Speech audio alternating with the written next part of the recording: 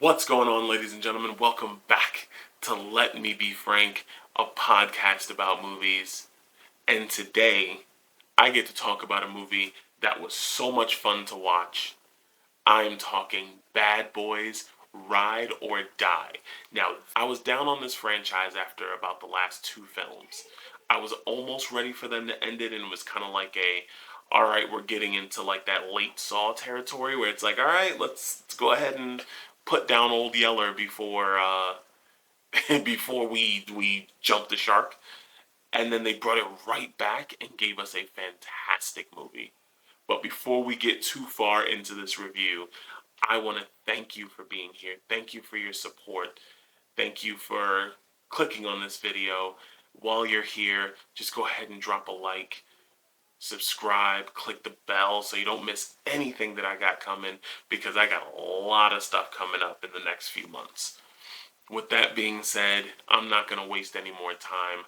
Let's jump on into the review. So the basic plot of this movie: Captain Howard, who the real life actor passed away. He is being framed as a cartel drug smuggler, and his reputation is just being buried into the ground. He's being used to cover up something that is actually going on.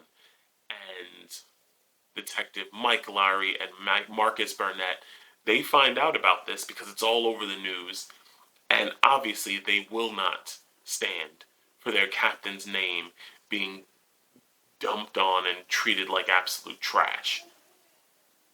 And that, without giving anything away, is the best I can describe this movie. It's available now on Netflix. I hope you've already seen it. I just really wanted to talk about it because the unlike the other ones, this mystery felt a lot more personal. This movie was really good. There was a lot going on, and not just what I described, but there's also things going on in the detectives' personal lives that makes this even better.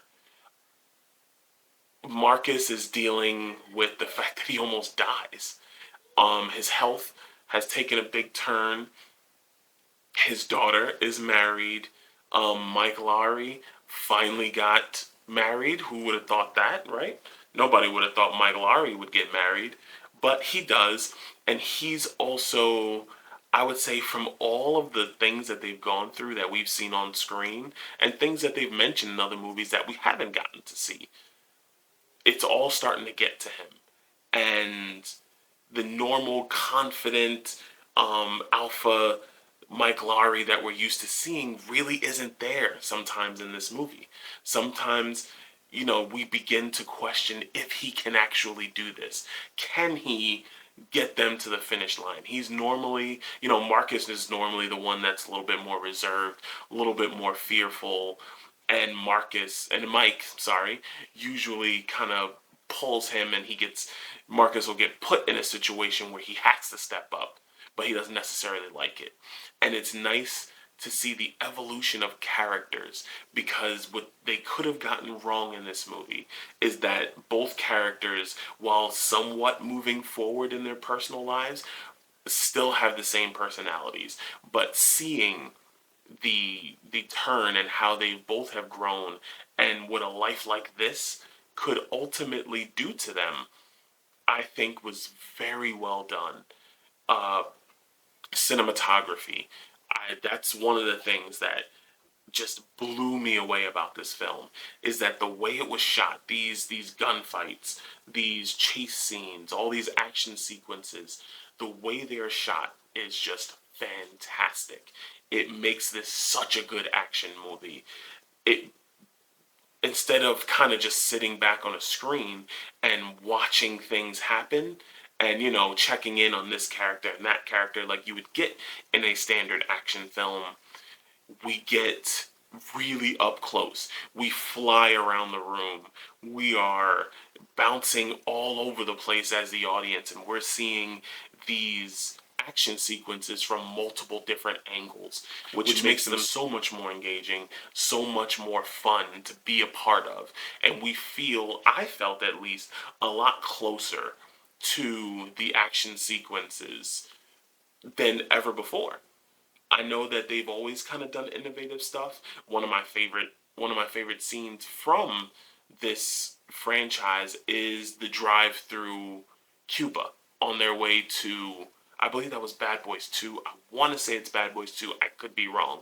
But it's when they're on their way to Guantanamo Bay. I really like that just because of the environment and everything that it's in. This one is better than that one. The scenes are so much fun to watch. You don't always know if everybody's going to make it through. I think they've done a good job of kind of establishing that anybody can get it because somebody in this movie gets it that I didn't expect to get the old write off.